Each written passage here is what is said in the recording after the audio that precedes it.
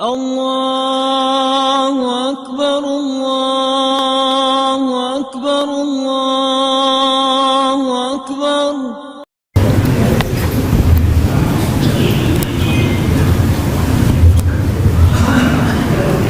Assalamualaikum warahmatullahi wabarakatuh.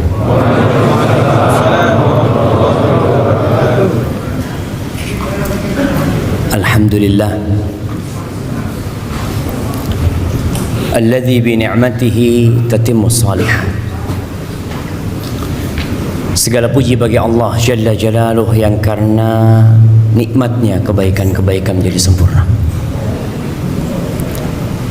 yang karena rahmatnya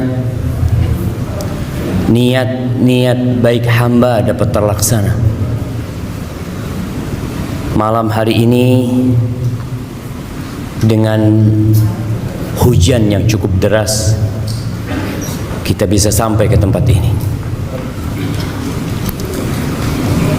Tapi jangan sampai kita bangga dengan hasil dan perjuangan kita, agar letih dan lelah kita itu tidak hilang sia-sia gara-gara kita merasa telah berbuat baik. Allah yang berbuat baik kepada kita, Allah yang menggerakkan hati kita, menguatkan tubuh kita sehingga kita dapat melangkah ke tempat ini. Ada banyak orang yang mungkin lebih sehat dari kita, lebih mampu daripada kita, banyak waktu luang dia, bahkan dia nggak punya kerjaan hari ini, santai hidupnya, tapi ternyata dia nggak bisa melangkahkan kakinya ke tempat ini. Maka hendaklah kita memuja dan memuji Allah Jalla Jalaluh atas nikmat yang Dia berikan. Oleh karena itu penghuni surga, tatkala mereka masuk surga, mereka tidak membanggakan perjuangan mereka, tapi mereka mengatakan alhamdulillahilladzi hadana lihada wa ma kunna linahtadiya laula an hadanallah. Segala puji bagi Allah Jalla Jalaluh yang telah memberikan hidayah kepada kami, yang kalau bukan karena hidayah Allah nggak mungkin kita bisa merasakan kenikmatan ini. Dan Allah Jalla Jalaluh berfirman, walaula fadlullahi alaikum wa rahmatuhu ma zaka minkum min ahadin abada. Andai kata bukan karena karunia Allah dan rahmatnya kepada kalian, tidak ada satupun manusia di antara kalian yang bersih. Tidak ada. Allah menyampaikan ini agar kita dapat menjaga hati kita dan senantiasa memuji Allah Jalla Jalaluh. Dan kita bisa bayangkan bagaimana perjuangan Nabi kita Muhammad alaihi salatu wassalam. 13 tahun di kota Mekah dengan segala kesulitan yang harus dihadapi. 10 tahun di kota Madinah dengan peristiwa-peristiwa yang memilukan hati. Di akhir hayatnya beliau sholat sampai bengkak kakinya. Ketika turun firman Allah, idza jaa nasrullahi wal fath wa ra'aitan nas yadkhuluna fi dinillahi afwaja. Apabila datang pertolongan Allah, datang kemenangan, orang-orang berbondong-bondong untuk masuk ke dalam agama Allah ini. Apa kata Allah kepada nabinya? Fasabbih bihamdi rabbik. Engkau bertasbihlah memuji Tuhan. Bayangkan. Fasabbih bihamdi rabbika wastaghfir. Disuruh minta ampun sama Allah jemaah. Itu Nabi. Kita tahu bahwasanya kalau bukan karena karunia Allah, kita nggak akan bisa jadi orang yang bersih, jamaah. Nabi disuruh beristighfar dan memuji Allah serta menyucikannya dari segala kekurangan. Innahu kana tawwaba. Maka semoga Allah membantu kita untuk senantiasa bersyukur kepada Allah, memuja dan memujinya. Allahumma salli wa sallim wa zid wa barik wa an'im ala abdika wa rasulika sayyidina wa maulana Muhammad wa ala alihi wa ashabihi ajma'in. Ya Allah, semoga salawat, salam, berkah dan nikmat senantiasa Engkau curahkan untuk hamba kekasih-Mu, untuk baginda Nabi kita Muhammad alaihi salatu wassalam, untuk keluarga beliau, untuk istri-istri beliau, untuk putra-putri beliau, dan untuk seluruh sahabat Nabi. Semoga Allah meridai kita bersama mereka. Amma ba'd. Masya Allah, senang ana lihat masjid ini. Semoga Allah memberkahi masjid ini menjadi tempat sentral kegiatan dakwah. Jamaah rahimakumullah,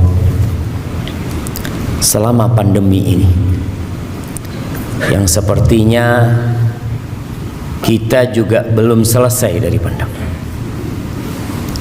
Apa buktinya pandemi belum selesai? Nah, jamaah, antum masih pakai masker hari ini. Nah, ana izin minum dulu ya.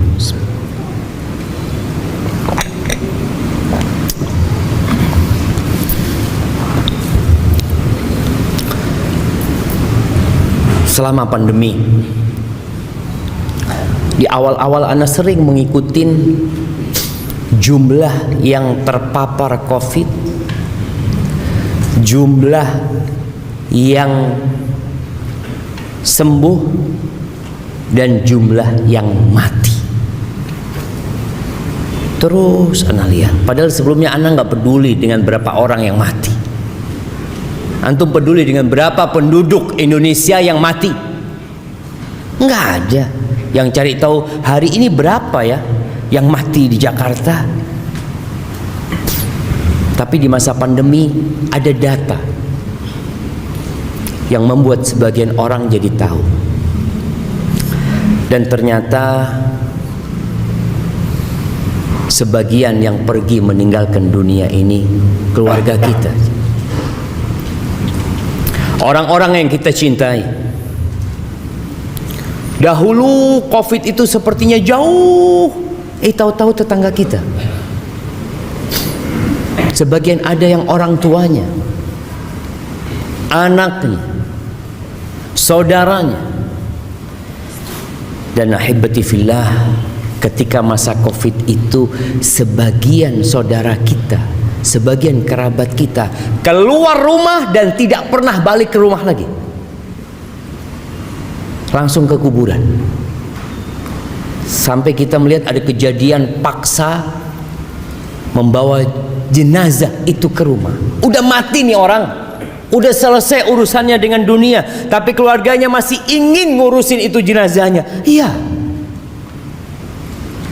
dia ingin merawat jenazah tersebut dan mengantarkannya dengan layak. Tapi sebagian nggak bisa. Anak punya sahabat juga berangkat. Sebelum dia meninggal, dia sempat telepon sama anak. Dia ngomong, Ustaz, kalau anak meninggal dunia, anak minta Ustaz yang nyolatin anak ya. Kata dia. Anak ngomong, insya Allah sembuh antum Pak. Ternyata betul dia berangkat. Dibawa jenazahnya pakai ambulan, nggak boleh turun dari ambulan. Kemudian kita mengantarkan jenazahnya, nggak boleh kita mendekat dari kuburannya. Allahu Akbar, ada apa syama? Ahibati fillah, Ada juga berita-berita yang menyedihkan. Anak-anak bermain-main di sungai, tahu-tahu dia nggak pernah keluar lagi dari sungai itu. Ada yang naik motor dan tidak pernah balik ke rumahnya. Dan ada orang-orang yang sampai hari ini jasadnya pun tidak ditemukan. Nggak tahu ada di mana. Tapi yang jelas ada kehidupan setelah kehidupan ini. Itulah yang akan kita bicarakan, tentang perjalanan setelah kita mati. Kita kemana jemaah? Yang kita dapat lihat dengan kasat mata, orang itu meninggalkan rumahnya. Dapat berapa lama, rumah itu ada tulisan. Apa tulisannya? Dijual. Iya, antum ngelihat? Rumah dijual. Kenapa? Udah mati orang. Udah jatuh kepada ahli waris. Dapat ya 4 bulan 10 hari, tahu-tahu ada undangan pernikahan. Siapa? Jandanya Fulan mau menikah. Fulan ini kemana? Benar-benar dilupakan jemaah. Hartanya dibagi, istrinya dinikahin sama orang. Dan sepertinya kita akan mengalami hal itu semuanya.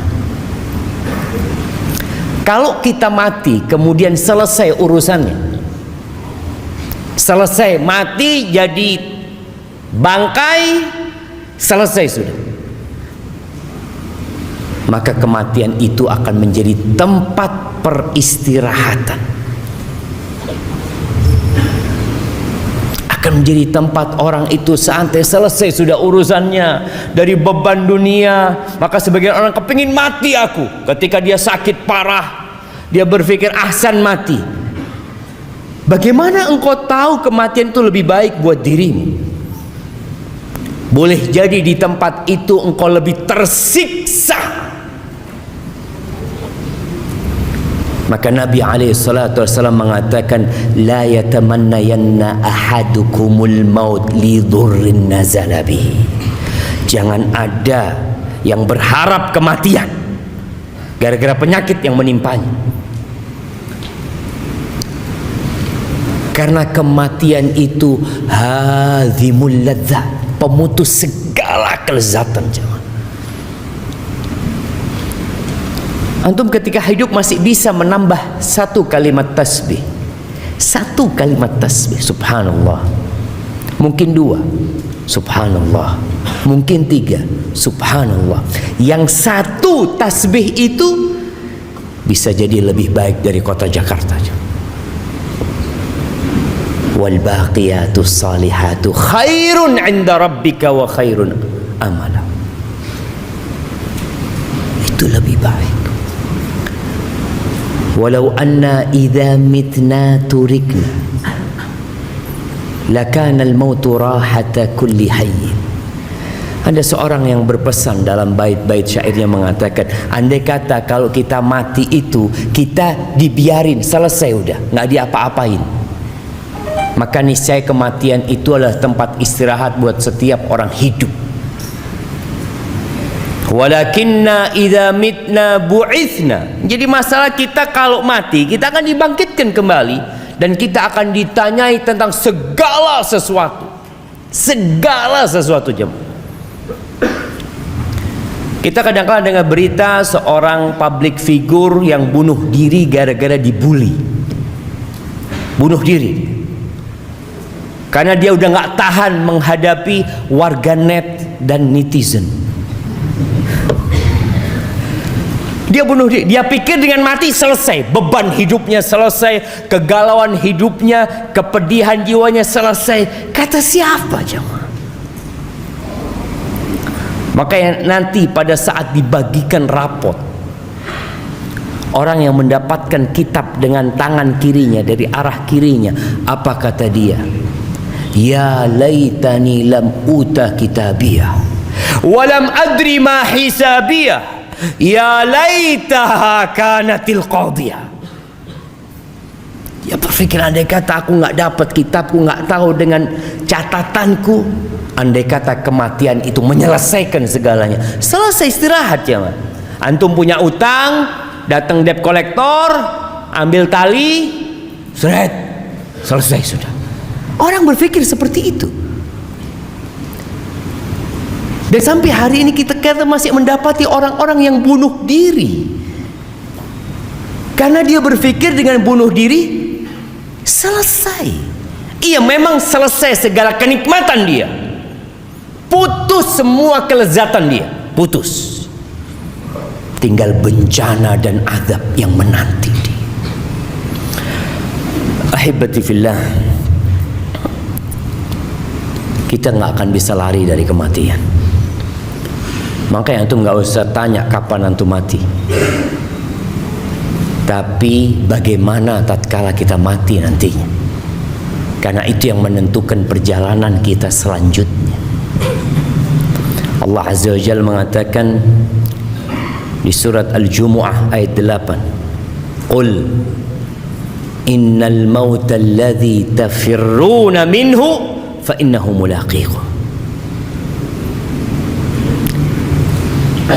Katakan, sesungguhnya kematian yang kalian lari darinya, pasti dia akan menjumpai kalian. Jadi orang itu bukan dikejar sama malakul maut, tapi ditunggu jemaah. Orang ini lari ya ke tempat itu, takut dari kematian. Di situ ada malakul maut yang nunggu antum. Thumma turadduna ila alimil ghaibi wasyahadah. Setelah itu kalian akan dikembalikan kepada alimul ghaibi wasyahadah. Nah, tadi imam baca surat apa? Yang ditanya yang jawab. Nggak cukup kalau ana mau kasih sama antum semua. Dengar-dengar suara apa tadi antum? Surat apa? Belum paham antum? Surat Al-Hasyr. Pertama, pertengahan, terakhir. Terakhir, masya Allah. Ana kasih hadiah buat antum. Masya Allah. 2 hadiahnya langsung jamaah. Barakallahu fikum. Fadhal habib. Betul, ini buat hadiah. Kok dilihat sama antum? Soalnya panitia yang lihat kok besar banget hadiah. Nah, antum perlu baca tuh akhir surat Al-Hasyr. Antum perlu baca Al-Quran semuanya. Tapi ada ayat-ayat yang mengenalkan kita tentang Tuhan kita, yang kita nggak pernah berhenti memanggil namanya, agar panggilan kita itu berbobot ketika antum mengatakan ya Allah. Siapa Allah? Antum kenal sama Allah. Masya Allah. Ada apa antum?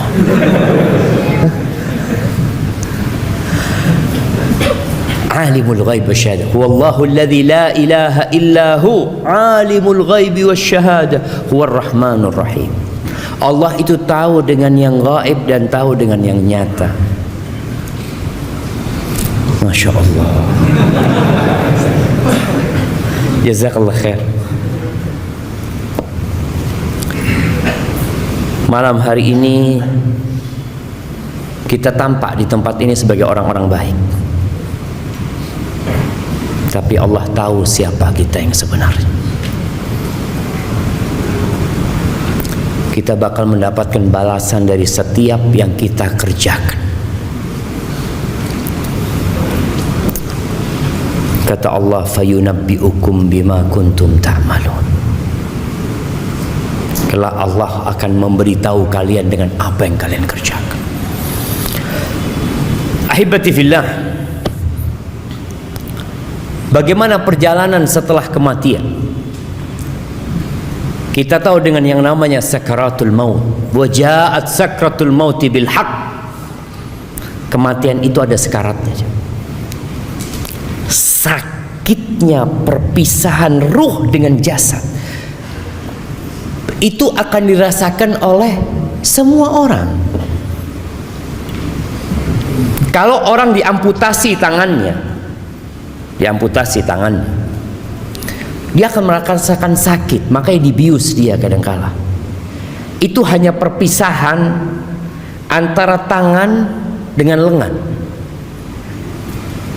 Bagaimana perpisahan antara ruh yang berada di tubuh kita, yang bertahun-tahun bersama kita, yang sudah menempel, yang nggak ketahuan bagaimana nempelnya roh ini, kemudian dicabut jemaah, itu sakit sekali jemaah.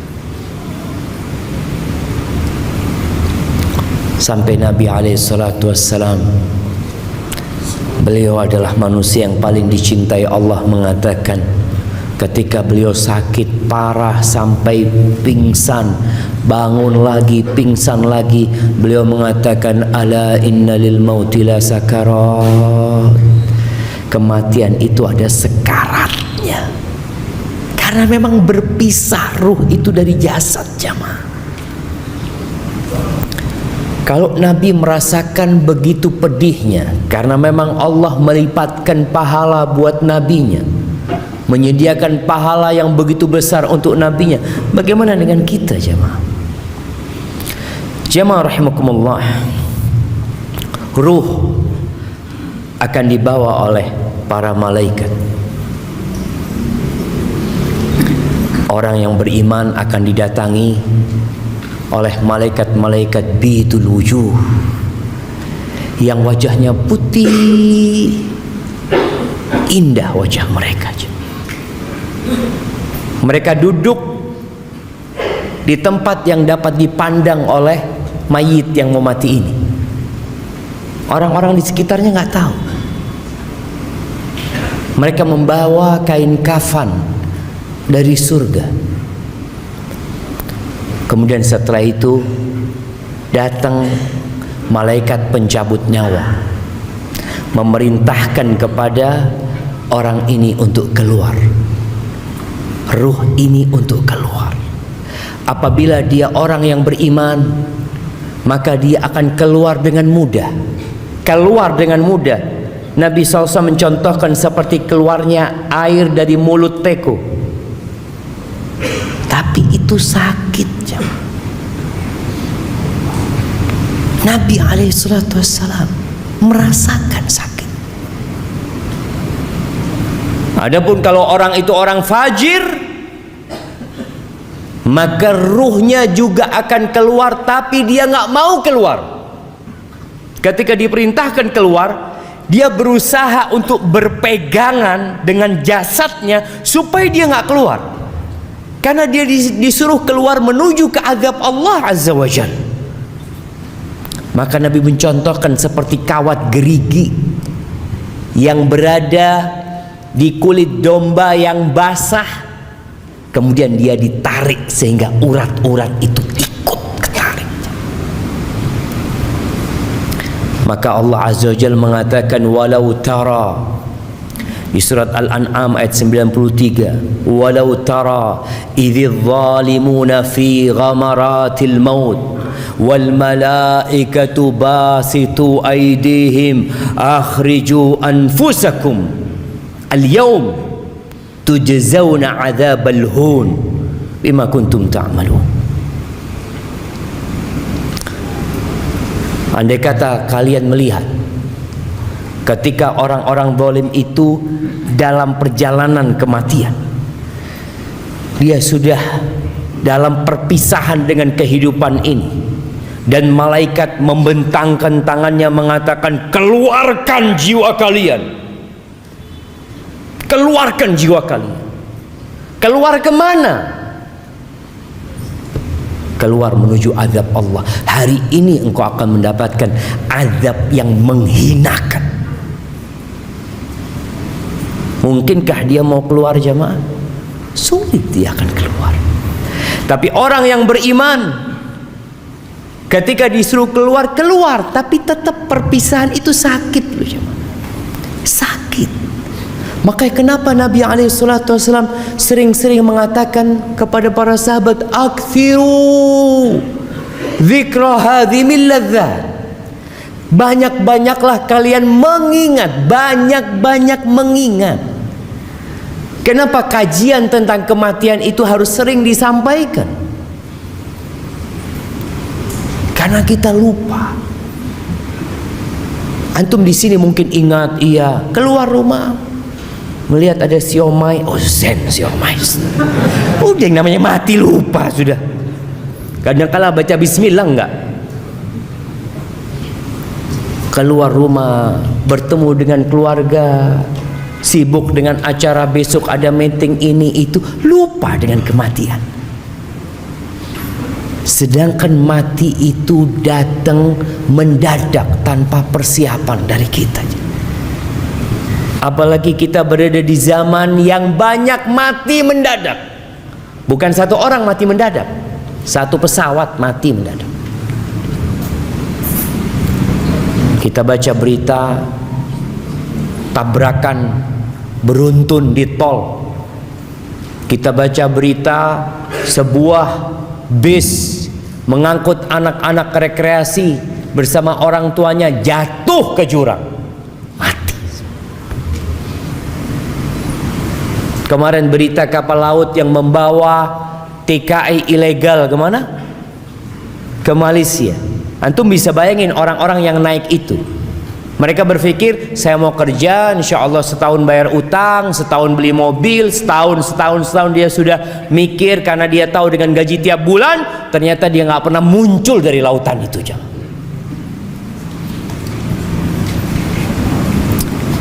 Ya, kita sering lupa. Makanya perlu diingatkan selalu. Ahibati fillah, ketika ruh ini keluar dari jasadnya, kalau dia orang yang soleh tadi, malaikat-malaikat dari langit membawa kafan dari surga yang wangi, dibungkus itu jamaah, kemudian dibawa ke langit. Ini perjalanan ruh. Yang di rumah menangis, yang di rumah sedang sibuk memikirkan pemakaman jenazah.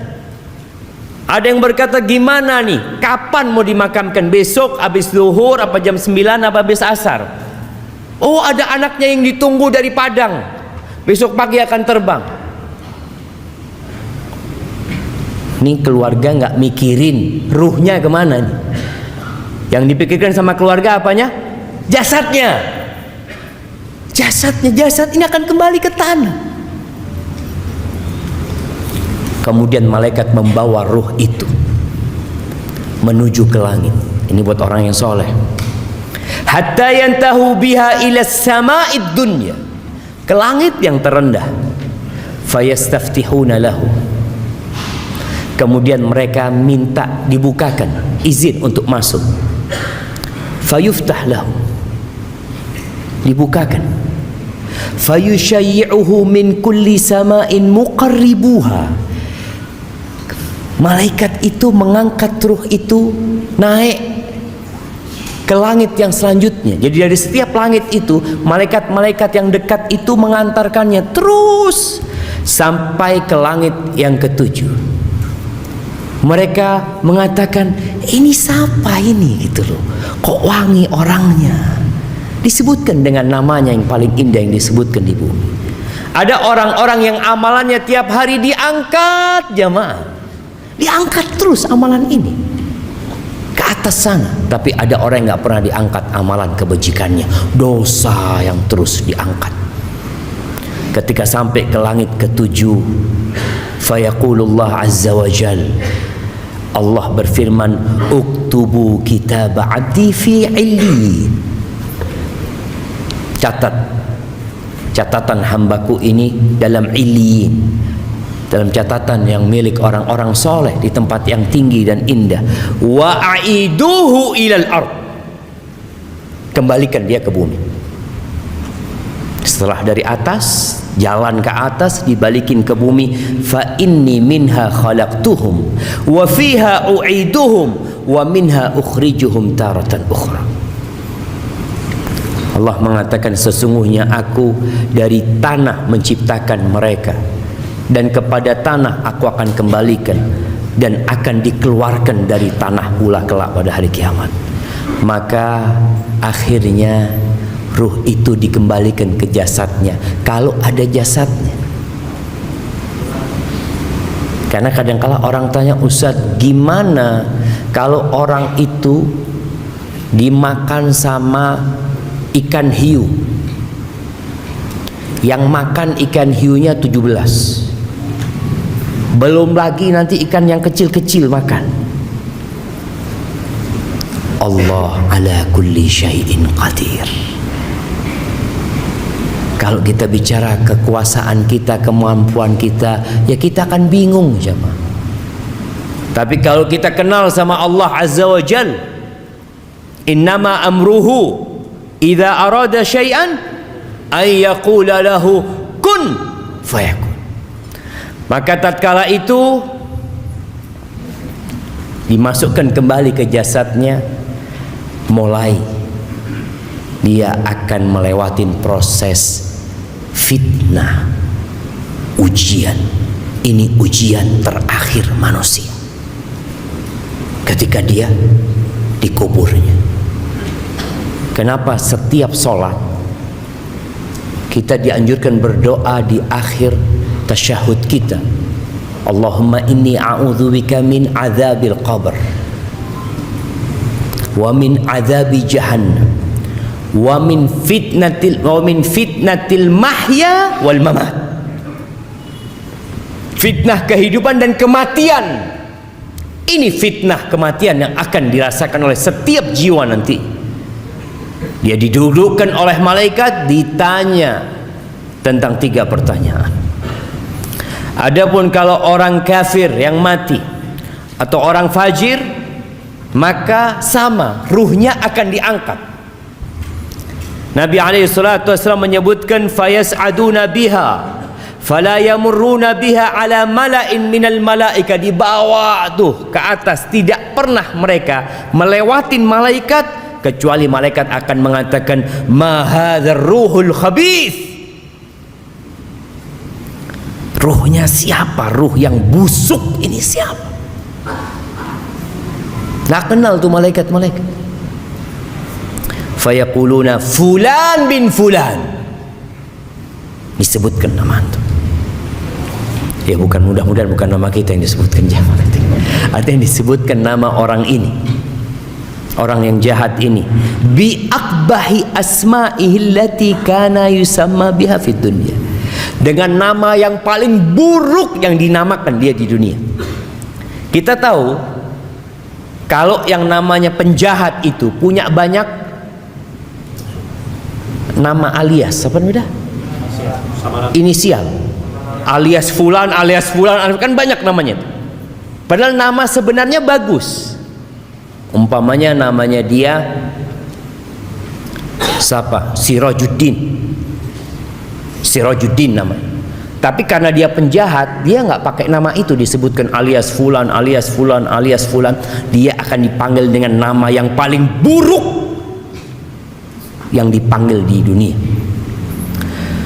Kemudian hatta yuntaha bihi ila sama'id dunya, sampai ke langit dunia, minta dibukakan, fala yuftahu lahu, nggak dibukakan buat ruh ini.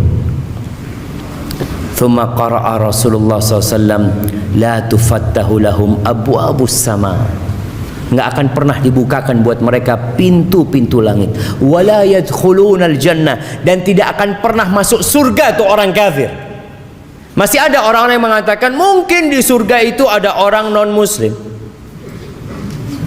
ada orang kafir, fulan. Mungkin iya, orang Islam ada yang mengatakan itu. Kita katakan nggak ada orang kafir di surga. Emangnya ustadz yang punya kunci surga? Loh, emangnya antum juga punya kunci surga, bisa masukkan, terserah antum. Antum bisa memasukkan semau antum. Anda mau masukkan fulan. Yang punya surga itu Allah Azza wa Jal. Dan Allah katakan, wala yadkhulunal jannah. Mereka tidak akan pernah masuk surga, nggak bakalan masuk surga sampai onta itu masuk di semil khiyat, di lubangnya jarum. Nggak bakalan. Andai kata mereka datang dengan sepenuh bumi ini emas jemaah, mereka ingin menebus diri mereka. Innal ladzina kafaru wa matu wa hum kuffar falan yuqbala min ahadihim mil'ul ardi dhahaban. Itu orang-orang kafir yang mati dalam kondisi kafir. Yang mati loh jemaah. Kalau yang masih hidup kita doakan semoga dapat hidayah, semoga dia mendapatkan petunjuk. Tapi yang mati dalam kondisi kafir, kata Allah Azza wa Jalla, tidak akan diterima dari mereka sepenuh bumi ini emas. Ana pernah sodakoh ketika hidup segunung Semeru emas, nggak diterima. Jangan Semeru, sepenuh bumi ini emas, tapi karena engkau kafir, nggak bakal diterima sama Allah Azza wa Jalla. Nggak akan dapat menebus dirinya. Sedangkan orang-orang beriman, apa kata Nabi SAW? Ittaqun nar walau bisyiqqi tamrah. Selamatkan diri kalian dari api neraka walaupun dengan setengah butir kurma. Jangan bicara sepenuh bumi ini emas, setengah butir kurma itu dapat menyelamatkan kita dari api neraka, asalkan beriman. Emangnya permintaan Allah berat ya ma? Allah hanya minta qul la ilaha illallah. Allah minta itu. Nabi SAW ketika berdakwah keliling ke pasar-pasar di kota Mekah, ke tempat-tempat perkumpulan orang-orang Quraisy, ke tenda-tenda orang-orang yang sedang haji dari berbagai penjuru Jaziratul Arab. Apa yang Nabi pinta dari mereka? Kemudian beliau membaca firman Allah, "Wa man yusyrik billah faka'annama kharra minas sama' fatakhtafu at-tayr." Barang siapa yang melakukan kesyirikan, menyekutukan Allah, maka dia seperti seorang yang jatuh dari langit kemudian disambar oleh burung. Au tahwi bihi rih fi makanin sahik, atau dibawa oleh angin menuju tempat yang jauh sekali. Kemudian ruhnya dibalikin ke jasadnya lagi, maka dimulai pertanyaan oleh Munkar dan Nakir. Ahibati fillah, ketika ini bicara yang di dunia sekarang, yang sibuk dengan jasadnya, ruh ini sudah melakukan perjalanan, yang di rumah masih sibuk. Sibuk ngapain? Kuburannya belum digali, belum nemu kuburan, masih sibuk mencari tempat untuk memandikan jenazah. Padahal Nabi alaihi salatu wassalam bersabda, asri'u bil janazah. Dalam hadis riwayatkan Imam Bukhari dan Muslim, asri'u bil janazah. Cepat kalian ngurus jenazah itu, cepat. Udah selesai urusan di hadapan dunia, udah selesai gitu. Kalau nggak ada yang ditunggu lagi, cepat selesaikan. Fa in taku salihatan, kalau jenazah itu jenazahnya orang soleh, fa khairun tuqaddimunaha ilaih, maka itu kebaikan yang disegerakan buat orang ini. Dia akan mendapatkan tempat yang indah nantinya di sana. Wa in taku siwa dzalik, tapi kalau ternyata dia orang yang bukan orang baik, maka fasyarrun tadaunahu an riqabikum, keburukan yang lebih cepat kalian taruh dari pundak kalian, selesaikan. Dan ternyata jenazah ini di alam yang berbeda. Tadi ruh itu hidup, jemaah. Yang mati itu jasadnya. Dalam hadis riwayat Imam Bukhari, Nabi alaihi salatu wasallam mengatakan, idza wudi'atil janazah, kalau jenazah itu diletakkan, fahtamalaha ar-rijal ala a'naqihim, lalu ditaruh sama lelaki-lelaki di atas pundak mereka. Ana pernah ngangkat jenazah jamaah di Matraman Raya, Matraman Dalam ya. Ya kita waktu kuliah kan tahu dengan keutamaan ya membantu umat Islam, keutamaan mengantarkan jenazah ke kuburan. Ana ngangkat jenazah itu jamaah, nggak ada yang gantiin. Wah, jalannya pelan-pelan. Astagfirullah. Ternyata katanya yang ngangkat itu udah dibayar. Jadi ketika kita gantikan dia alhamdulillah, kata dia tinggal kita itu pulang. Allahu Akbar. Nabi SAW menyuruh kita menyegerakan jalannya, jangan pelan-pelan, cepat antarkan jenazah itu, selesai udah urusannya. Ada yang mengatakan pelan-pelan mau kemana pelan-pelan? Oke, pengantin jalannya pelan-pelan, ada orang sudah mati. Kata Nabi SAW, fa in kanat salihah, kalau yang kita bawa itu orang soleh, qalat, jenazah ini akan berkata, qaddimuni, segerakan aku. Yang di sini pelan-pelan ngangkatnya. Wa in kanat ghaira salihah, kalau ternyata jenazah itu bukan orang soleh, pantas antum pelan-pelan bawanya. Karena dia akan mengatakan, ya wailaha, aina tadhhabuna biha. Dia akan mengatakan, mau dibawa kemana aku ini? Mau dibawa kemana sama kalian? Karena ketika dicabut nyawanya, dia sudah diancam sama malaikat untuk menuju kepada azab Allah Azza wa Jalla. Sehingga tatkala dibawa, dia tahu bentar lagi akan digabungkan dengan ruhnya, dia akan merasakan azab. Yasma'u sautaha kullu syai' illa al-insan. Mendengar suaranya segala sesuatu kecuali manusia. Walau sami'al insan la sa'iq.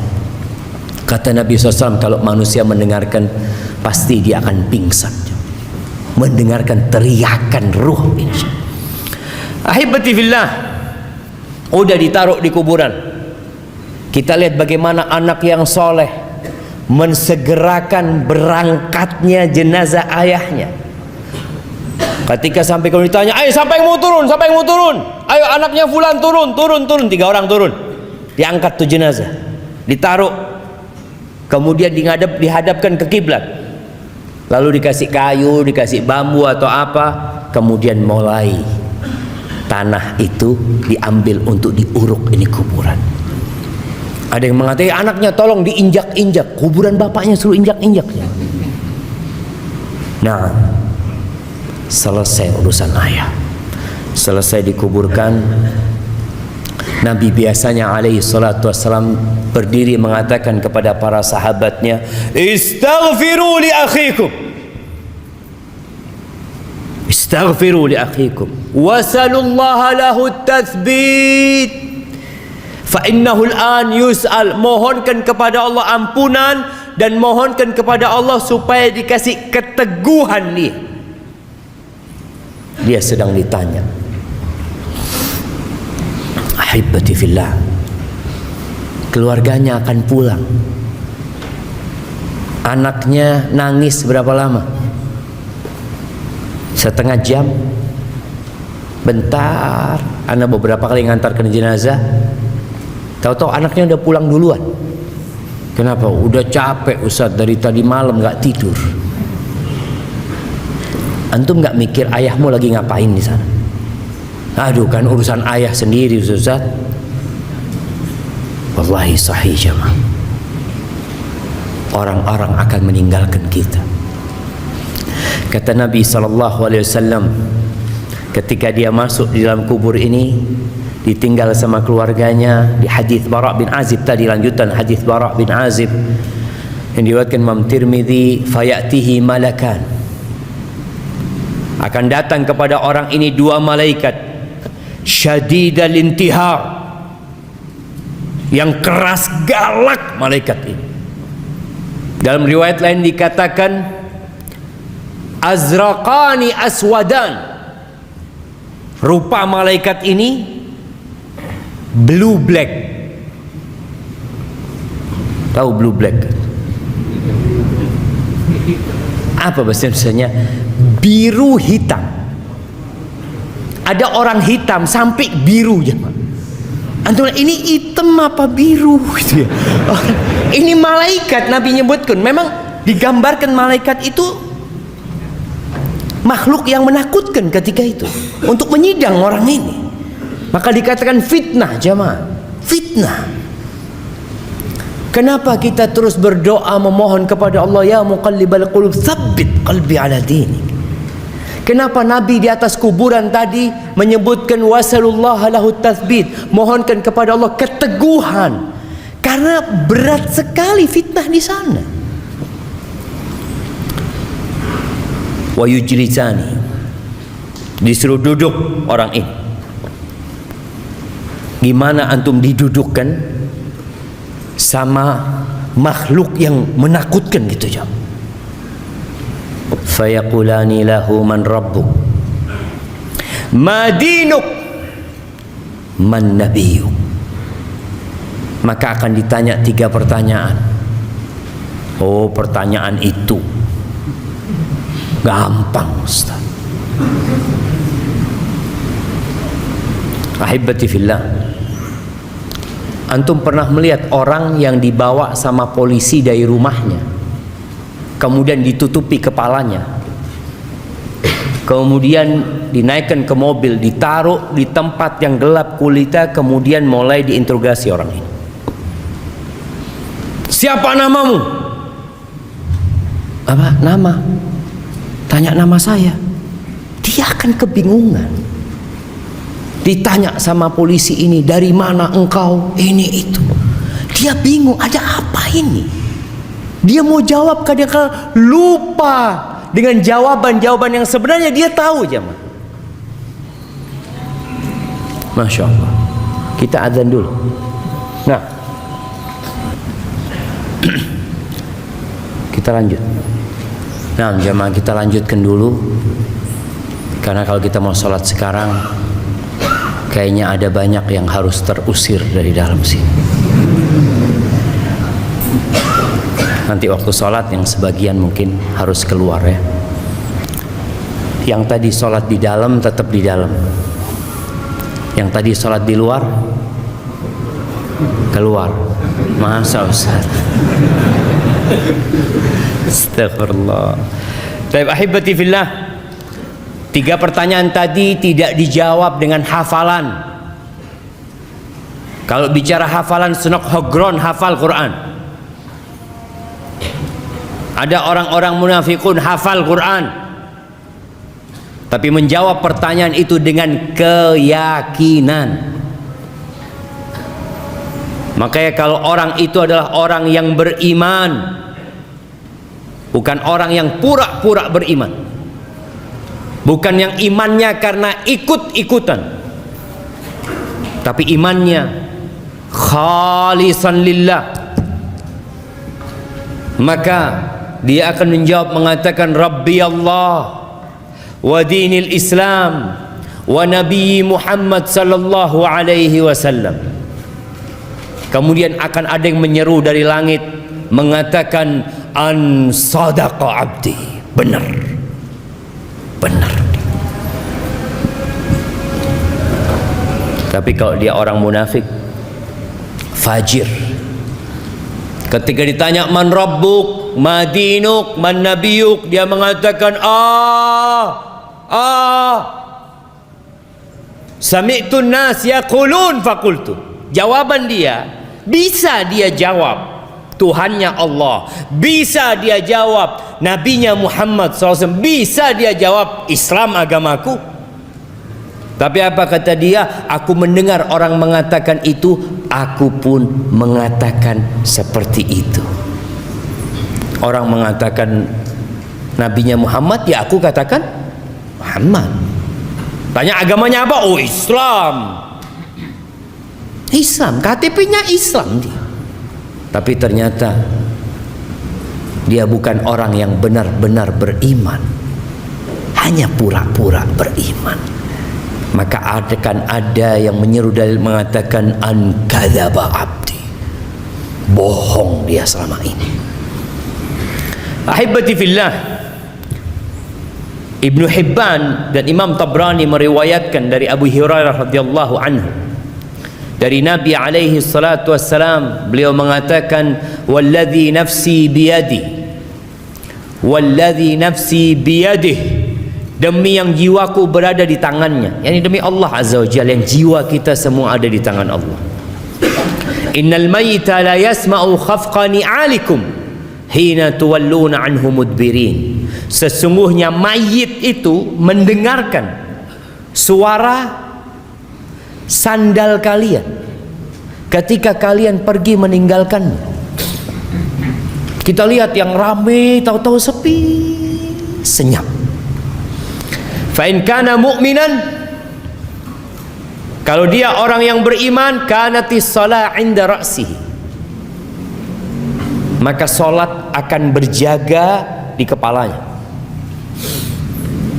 Dalam riwayat lain dikatakan bacaan Quran, karena orang salat biasanya baca Quran, akan ada di arah kepalanya. Jagain orang ini. Waz zakatu an yaminihi was shaum an yasarihi, zakat di kanannya, puasa di kirinya.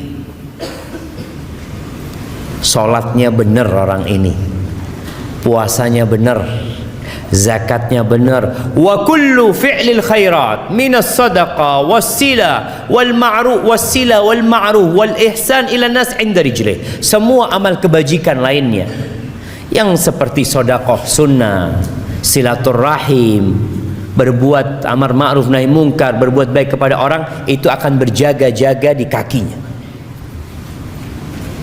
Hari itu semua yang kita kerjakan jamaah akan kita rasakan. Hari ini enggak. Antum datang ke tempat ini capek, lelah, nggak dapat apa-apa. Pulang dapat apa antum? Ada pembagian fulus di luar sana? Nggak ada. Yang ada sandal hilang, Ustaz. Terjadi tuh kadang-kala sesuatu, aduh, anak udah niat kajian ikhlas lillahi ta'ala, itu kita datang melaksanakan ibadah. Antum sholat malam 1 jam, antum sholat pagi hari, apa gaji antum bertambah? Enggak. Yang ada ngantuk kadang-kala kita. Ini gara-gara sholat malam, ini sholat malam disalahkan. Kita ibadah bener jamaah. Makanya orang kadang-kala heran lihat orang Islam berpuasa. Sampai ada cerita kawan di Jepang, dia nggak boleh puasa sama perusahaan tempat dia kerja. Jangan, kata dia, kok nanti sakit. Kata dia, enggak, ini perintah Tuhanku. Apa kata bosnya? Ini aku kasih makanan, Tuhanmu nggak tahu lah, kau makan. Ini orang memang nggak beriman. Kita puasa di dalam kamar, tidak ada satupun yang melihat kita. Kita nggak makan, kita nggak minum, karena kita beriman gitu loh. Maka disinilah bagaimana zakat di kanan, puasa di kiri, jagain orang ini. Keluarganya udah pulang, harta yang dia kumpulkan juga sudah dibagi mungkin, tapi hanya amalan yang kata Nabi SAW akan menemani di kuburan. Dan Nabi sebutkan secara spesifik amalan ini ada di mana. Menjagain orang ini, fayu'ta min qibali ra'si, didatangin dari arah kepalanya, mau diazab orang ini, mau disiksa. Apa kata salat? Ma qibali madkhal, nggak bisa, dari arahku nggak ada cara masuk dari arahku. Salatnya lengkap jemaah. Tapi gimana dengan yang salatnya cuma Jumatan doang? Ini orang salatnya lengkap, kata dia nggak ada pintu masuk dari arah aku, nggak bisa. Wa yu'ta an yamini, dari kanan datang. Maka zakat mengatakan nggak ada. Orang ini selalu membayar zakat, kata dia. Nggak ada. Masuk dari tempatku nggak bisa. Dari yang lain mungkin bisa, tapi dari sini nggak bisa. Dia memang jaga di sana. Datang ke kanan, masya Allah. Puasanya belain orang ini. Ada sebagian orang yang rajin zakat, tapi nggak puasa. Kita juga melihat ada orang yang puasa Ramadan tapi nggak sholat. Kalau waktu berbuka, masya Allah, buka bersama kita, insya Allah. Waktu sholat maghrib, aduh, anak pulang duluan. Ada orang nggak sholat ya, man. maka engkau akan lihat dari mana engkau akan disiksa. Kemudian datang dari arah kirinya, arah kakinya, semua amal soleh, perbuatan baik kepada manusia akan mengatakan ma qibali madkhal, nggak ada tempat masuk dari tempatku. Fayuqalahu ijlis, dia katakan duduk engkau sekarang. Udah, malaikat ini nggak bisa nyiksa orang ini. Lalu diperintahkan untuk duduk. Fayajlis, duduk jemaah. Ini di alam barzakh. Yang tadi kita bicarakan keluarganya ini mungkin anaknya sudah tidur, istrinya udah capek semua. Nih orang belum selesai urusan.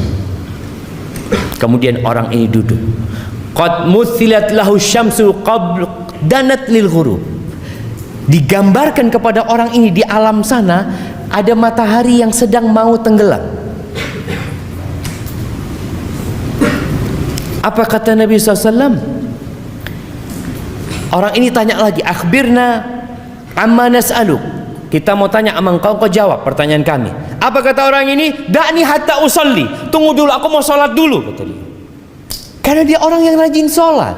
Ketika lihat matahari mau tenggelam, dia tahu belum sholat, dia kata dia. Biarkan aku mau sholat dulu, mau sholat asar mungkin dia. Pikiran dia, ini orang kalau sudah cinta dengan sholat, dia tidak akan pernah berpikir meninggalkan sholat. Fayuqal innaka sataf'al, engkau akan sholat bentar lagi kata malaikat ini, tapi jawab dulu pertanyaan kami. Lalu orang ini mengatakan wa amma tas'alunani, apa yang kalian hendak tanyakan? Pertanyaan yang pertama disebutkan dalam hadis ini, ara'aita hadzal rajul alladzi kana fikum, apa pendapatmu tentang orang ini? Apa kesaksianmu atas dia? Lalu orang itu tanya, siapa? Muhammad. Muhammad maksud. Dia langsung tahu siapa yang dimaksud sallallahu alaihi wasallam. Fayaqalu na'am, iya betul tentang Muhammad. Asyhadu annahu Rasulullah sallallahu alaihi wasallam. Tadi kita dengar azan. Kenapa kita dianjurkan untuk menjawab azan itu? Supaya yang bersaksi bukan hanya muadzinnya, antum juga bersaksi. Maka Nabi SAW mengajarkan agar kita tatkala mendengar muadzin mengatakan asyhadu anna Muhammad Rasulullah wa ana asyhad, wa ana asyhad, dan aku juga bersaksi bahwa Muhammad adalah Rasulullah. Jangan dibiarkan lewat itu kesaksian jemaah. Wa annahu ja'ana bil bayyinat min indillah, dia datang membawa kebenaran dari sisi Allah. Fasaddaqna, maka kami percaya dengan dia, yakin sama dia. Fayuqalu lahu ala dzalika hayy, di atas itu engkau hidup dan di atas itu engkau mati. Wa alaihi tub'atsu insyaallah, dan engkau akan dibangkitkan di atas kalimat itu juga, kesaksian itu. Adapun kalau orang-orang munafik tadi kita sudah sebutkan bagaimana dia menjawab. Malaikat akan mengatakan kepada la darait wala talaut, engkau enggak tahu, engkau enggak belajar, engkau enggak baca, hidup hanya ikut-ikutan saja. Maka akan ada yang menyeru dari langit mengatakan hambaku ini telah berdusta. Ahibati fillah, selesai pertanyaan, Allah Azza wa Jal memberikan sebuah karunia kepada orang yang soleh ini. Apa? Ada yang menyeru dari langit mengatakan hambaku telah jujur benar, fa'afrishuhu minal jannah, kasih dia permadani dari surga. Kadangkala ada kuburan yang kita lihat becek. Musim hujan ini sampai pakai pompa air ngeluarkan air. Kadangkala kering dikit langsung dimasukkan itu jenazah, udah selesai sudah. Tapi kalau dia orang soleh, setelah pertanyaan selesai, hamparkan bagi dia permadani dari surga. Wa albisuhu minal jannah, berikan pakaian dari surga. Waftahu lahu baban ilal jannah, bukakan bagi dia pintu ke surga.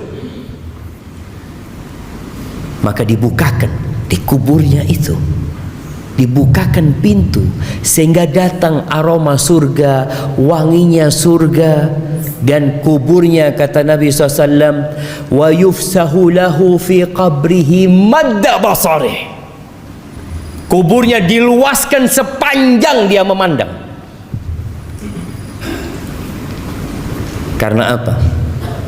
Karena kuburannya ada di apa, kuburan yang mahal di Jakarta? Sandiaga. Apa? Sandiaga Hill. Karena di sana jadi luas lah, karena amalannya.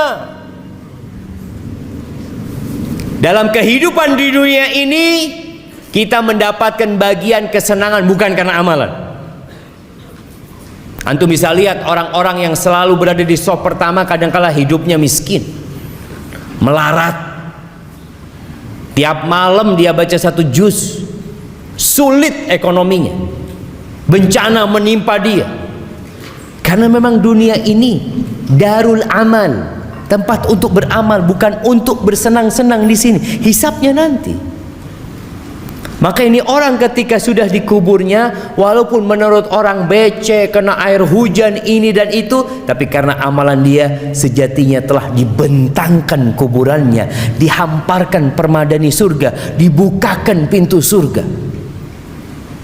Jemaah, antum bisa merasakan orang kepanasan, tahu-tahu kalau dibuka jendela, masuk AC, Allah enaknya. Dan dia akan merasakan aroma dan udara surga itu mulai di kuburan sana. Bagaimana Rasul sallallahu alaihi wasallam pernah mengatakan, innal qabra awwalu manzilatin min manazilil akhirah. Kuburan itu tempat persinggahan pertama ke akhirat. Terminalnya itu di kuburan tuh. Kalau di situ mudah hidupnya, yang selanjutnya insya Allah aman. Tapi kalau sudah di sana nggak benar, yang selanjutnya akan lebih berat. Kemudian ya namanya orang kalau sendirian, walaupun tempatnya luas nyaman, tetap kesepian. Antum bisa rasakan. Antum dikasih rumah luasnya 500 meter persegi, kamarnya ada 17. Antum sendirian jemaah. Kira-kira gimana perasaan antum di sana? Kayaknya ahsan ana di gubuk reot tapi sama sahib-sahib. Ada kawannya. Maka Allah memberikan kawan kepada orang ini. Wa yatihi rajulun hasanul wajhi. Datang kepadanya seorang dengan wajah yang indah. Hasanul thiyab, pakaiannya bagus, thayyibur ri, aromanya wangi. Lalu tiba-tiba orang ini mengatakan, absyir billadzi yusurruk. Bergembiralah engkau dengan yang menyenangkan hatimu. Hadza yaumuka alladzi kunta tu'adu. Ini hari yang engkau dikasih janji. Kita semua dikasih janji sama Allah, Allah akan kasih balasan sama kita. Allah tidak pernah ingkar janji. Dan itu hari pertama Allah menepati janjinya, akan adanya pahala yang sudah Allah jelaskan. Allah menepati janji di dunia dan menepati janji di akhirat. Tapi ini dalam kehidupan akhirat. Ini hari yang engkau telah dijanjikan. Akan adanya hari kebangkitan nantinya, dimulai dari sini. Kemudian orang ini tanya, ya Allah, mudah-mudahan kita yang mengatakan itu ya. Man anta? Kamu siapa ya? Gak kenal orangnya. Fawajhukal wajhul ladzi yaji'u bil khair. Wajahmu wajah orang yang membawa kebaikan, kata dia. Karena dia nggak kenal, kata orang ini, ana amaluka saleh, aku amal solehmu. Fayaqul rabbi aqimis sa'ah. Maka orang ini akan mengatakan, wahai Rabbku, bangkitkan kiamat. Kenapa? Karena dia belum bisa masuk surga. Masih ada jendela, ada pintu yang dapat merasakan aromanya surga. Tapi belum bisa dia masuk surga sampai kiamat nantinya. Kemudian dia mengatakan, ya Allah, bangkitkan kiamat agar aku bisa kembali ke keluargaku dan hartaku. Maka dikatakan, uskut, belum waktunya, sudah engkau di sini dulu. Disuruh istirahat, dia merasakan kenikmatan di dalam kuburan tersebut. Kalaupun orang-orang kafir, ya, dia akan dimulai disiksa di sana. Dalam hadis riwayat Abu Dawud, Nabi SAW menyebutkan orang ini akan didatengin orang tadi, akan dibukakan pintu ke neraka, akan dikasih hamparan permada dari neraka. Dia akan mencium aromanya neraka, busuknya neraka. Kemudian datang orang yang wajahnya buruk, jelek, busuk, lalu mengatakan, abshir billadzi yasu'uk, bergembiralah engkau dengan yang menyulitkanmu, yang buruk buat hidupmu. Ini hari yang engkau dijanjikan. Lalu apa kata orang ini? Engkau juga semoga dapat keburukan. Orang kan kalau dikasih berita buruk marah dia, cuma. Maka mayit ini juga marah. Man anta? Siapa engkau? Wajahmu wajah yang membawa keburukan, aromamu buruk. Kata orang ini, ana amalukal khabith, aku amal burukmu.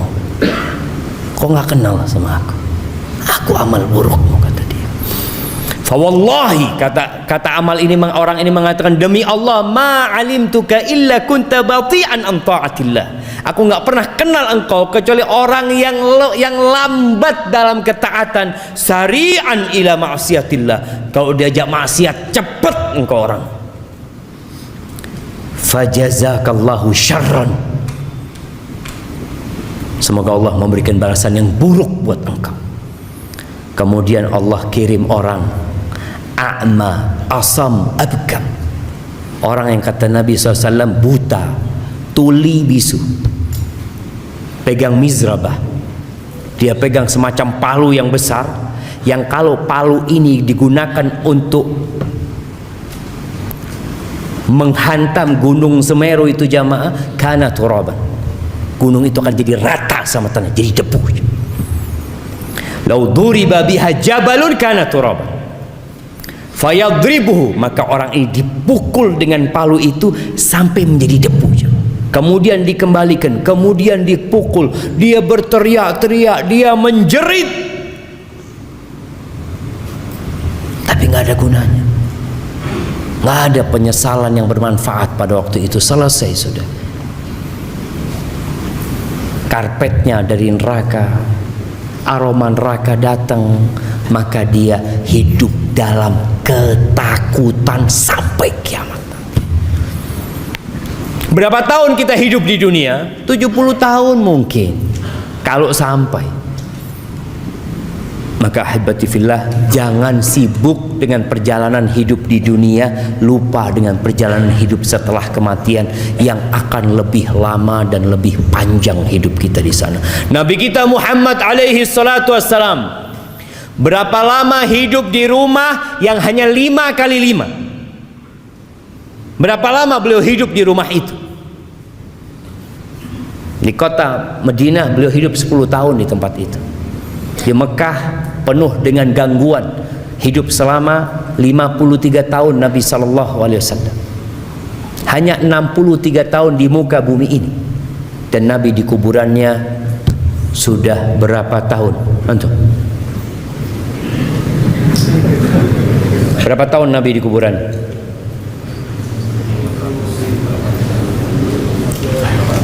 340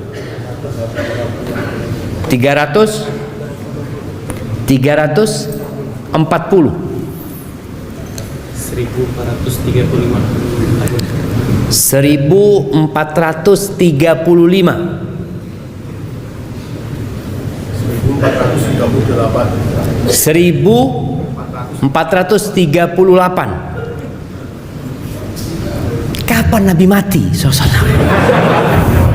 Ngitungnya itu dari tanggal Nabi meninggal dunia. Nah, 1380. Ya, hampir benar. Belum benar. 1438. 33. Sekarang tahun berapa? Tahun berapa? Sekarang 1443.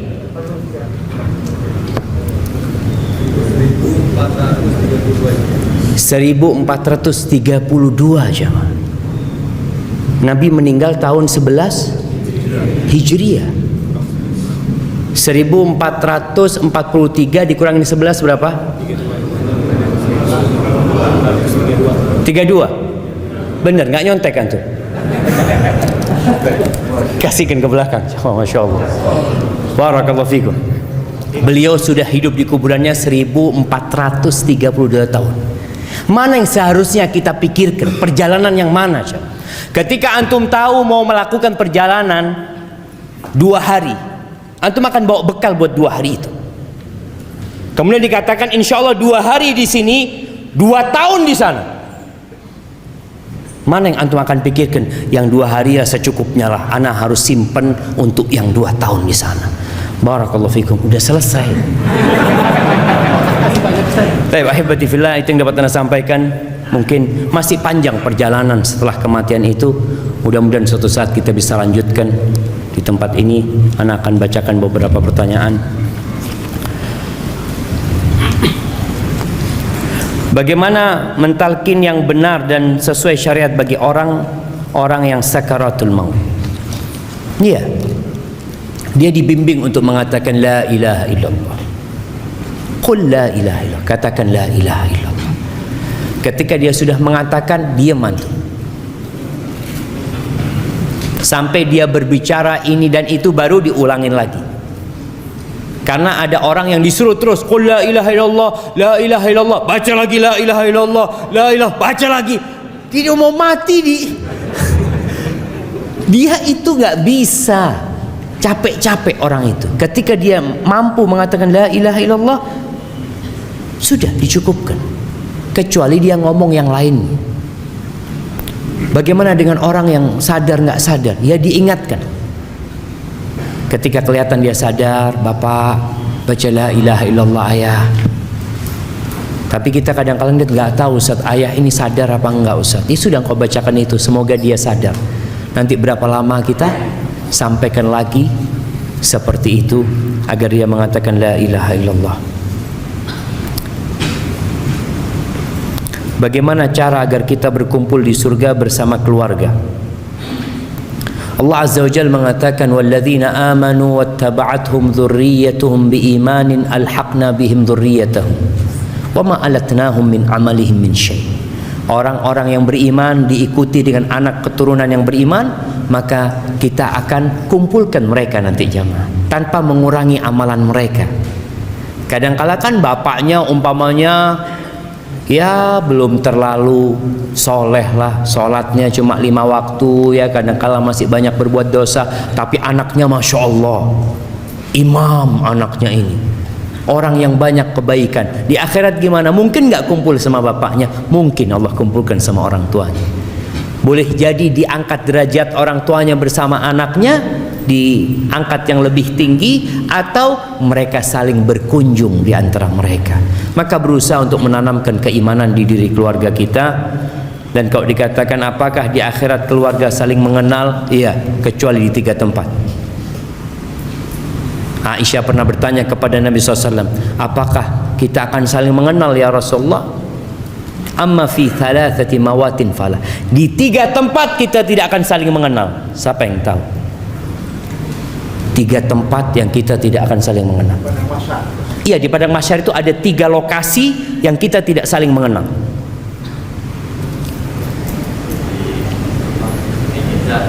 Di mizan, pada saat pembagian kitab amal, di sirat. Masya Allah, barakallahu fikum. Anak kasih yang besar buat antum jamaah. Nah, kasihkan kepada beliau itu, Masya Allah. Iya, di 3 tempat kita nggak akan saling mengenal. Ketika pembagian rapot, semua orang akan mengatakan nafsi, nafsi, nggak mikirin bapaknya, nggak mikirin anaknya. Bahkan Allah katakan yauma yafirrul mar'u min akhi wa ummihi wa abihi wa sahibatihi wa bani. Orang itu kan lari dari orang tuanya. lari dari anaknya, istrinya, keluarga, lari dia, nggak mau kenal sama mereka karena takut dimintain amalan, dimintain pahala sama mereka. Maka Nabi SAW mengatakan, amma fi thalathati mawatin fala, nggak akan saling mengenal. Ketika pembagian rapot, sampai tahu di tangan mana dia mendapatkan rapot itu. Ketika dia dapat dengan tangan kanannya, dia akan ingat sama keluarganya, baca nih kitabku, baca, dia gembira. Yang kedua, ketika timbangan ditimbang, dia hanya berpikir apakah timbangan dia berat kebaikannya atau keburukannya. Dan yang ketiga sirat, ketika melewatin sirat, doa para nabi pada waktu itu hanya salim salim, seperti itu. Barakallahu fikum.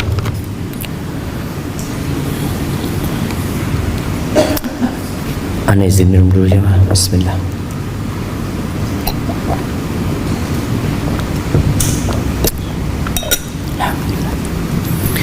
Saya seorang perempuan. Saya sedang belajar untuk mengenal Allah dengan lebih baik lagi.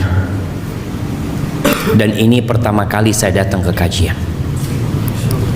Masya Allah, saya senang sekali dengan temanya.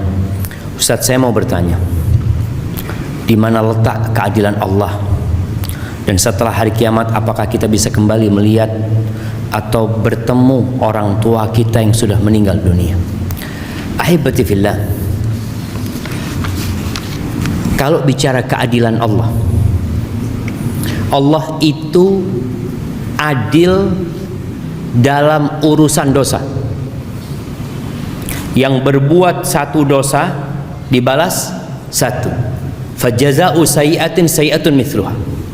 Tapi kalau bicara bicara kebaikan, Allah itu fadl, memberikan kelebihan.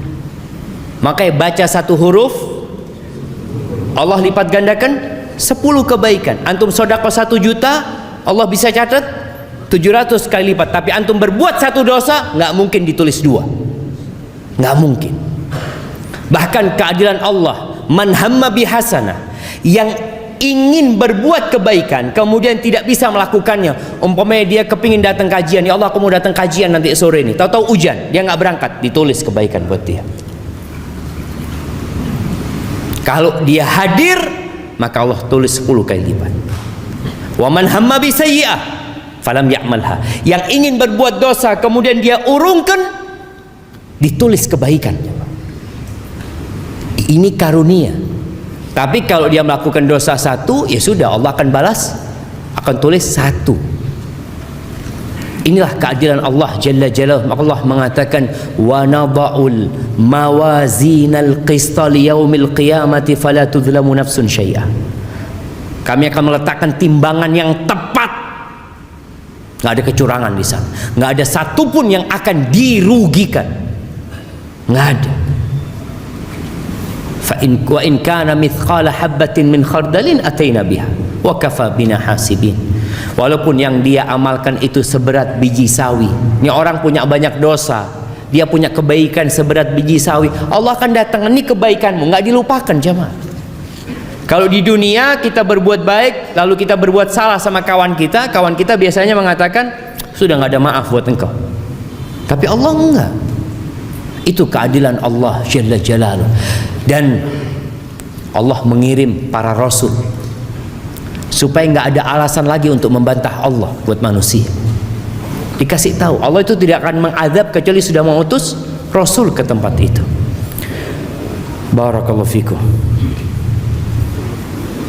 Kalau bertemu dengan orang tua, tadi kita sudah sampaikan ya, kalau orang itu beriman, insya Allah kita bisa berkumpul kembali dengan orang tua kita yang mati dalam kondisi beriman. Bagaimana cara mengatasi kecemasan yang berlebihan karena memikirkan kematian, seperti kehidupan setelah mati, takut amal yang tak cukup? Jazakumullah khair. Ahibati fillah, ada kondisi khawatir dengan kematian yang terpuji. Ingat mati semakin taat sama Allah, semakin banyak istighfarnya, meninggalkan kemaksiatan. Tapi ada orang yang ingat mati lalu nggak beramal, dia cuma duduk doang. Ini berarti bisikan iblis. Ya apa saudara kalau saya mati ya? Ya kalau mati semua orang mati. Tapi bagaimana engkau ketika mati itu yang harus dipikirkan. Maka kita harus memperbanyak amal soleh. Kematian itu pasti datang, bukan hanya antum yang mati. Ada orang yang takut mati sehingga nggak mau keluar rumah. Takut Ustaz nanti nyebrang ketabrak. Emangnya antum kalau di rumah nggak mati? Apa antum nggak takut kalau di rumah tahu-tahu ambruk rumahnya? Semua akan mati. Maka kita disuruh mempersiapkan diri. Limithli hadza fa'iddu. Nabi pernah berdiri di atas kuburan, orang lagi gali kuburan. Nabi mengatakan kepada para sahabatnya sallallahu alaihi wasallam, limithli hadza fa'iddu, untuk yang seperti ini hendaklah kalian persiapkan. Afwan, saya ingin bertanya, bagaimana jika kita mati sebelum bertaubat? Dan bagaimana jika kalau sudah bertaubat sedangkan kita pernah melakukan dosa yang besar? Ahibati fillah, man taba taballah alaih. Barang siapa yang bertobat, Allah akan menerima taubatnya. Tapi orang yang mati dalam kondisi belum bertobat, selama dia tidak melakukan kesyirikan, fa amruhu ilallah, tergantung kehendak Allah. Kalau Allah ampuni orang itu. Kalau Allah mau siksa, Allah siksa dengan dosanya. Intinya selama orang itu mati dalam kondisi Islam, mentauhidkan Allah, ada harapan diampuni. Baik diampuni kemudian dimasukkan ke surga, baik dimasukkan ke neraka dahulu untuk dicuci kemudian diangkat ke surga. Karena orang yang beriman niscaya akan masuk surga. Tapi tadi kondisinya tergantung amalan dia nantinya. Dan orang masuk surga itu karena rahmat Allah Azza wa Jalla. Ahibati fillah,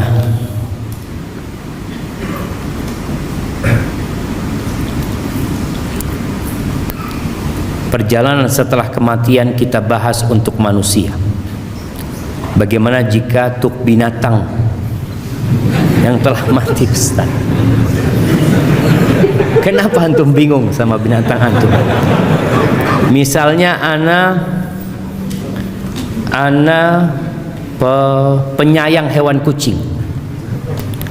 Apa sama jika kucing atau hewan lainnya mati, kemana selanjutnya? Ahibati fillah,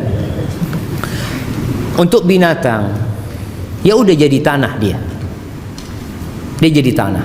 Tapi nanti pada hari kiamat akan dibangkitkan binatang-binatang itu untuk ditegakkan keadilan buat mereka. Ini tadi ada pertanyaan, bagaimana keadilan Allah? Allah akan tegakkan keadilan kepada binatang-binatang. Sampai kata Nabi SAW, Allah akan memberikan hak kisos, hak membalas pada hari kiamat buat kambing yang nggak bertanduk, yang ditanduk sama kambing yang bertanduk. Sampai binatang yang melakukan kedoliman kepada binatang lain. Beda kalau singa makan kambing, bukan dolim, karena Allah memang nyuruh dia makan itu gitu. Tapi ini yang antara sohib, ya kambing-kambing kadang kala mereka temennya lagi duduk-duduk tahu-tahu diseruduk gitu ya. Ini akan ditegakkan keadilan. Naam, Nabi SAW menyebutkan itu. Kemudian Allah mengatakan kepada mereka, kunu turaban, jadilah kalian tanah. Ketika orang-orang musyrikin melihat persidangan itu dan melihat binatang-binatang menjadi tanah, mereka mengatakan, ya laitani kuntu turaba, andai kata aku jadi tanah seperti mereka. Artinya nggak dihisap lagi, selesai urusan. Cuma kisos, setelah itu selesai. Jemaah, ana rasa ana cukupkan sampai sekarang ya. Mohon maaf pertanyaan nggak dijawab semuanya, karena ana malam ini harus meninggalkan Jakarta menuju ke Jember insyaallah. Doakan semoga Allah memberikan keselamatan kepada kita semuanya.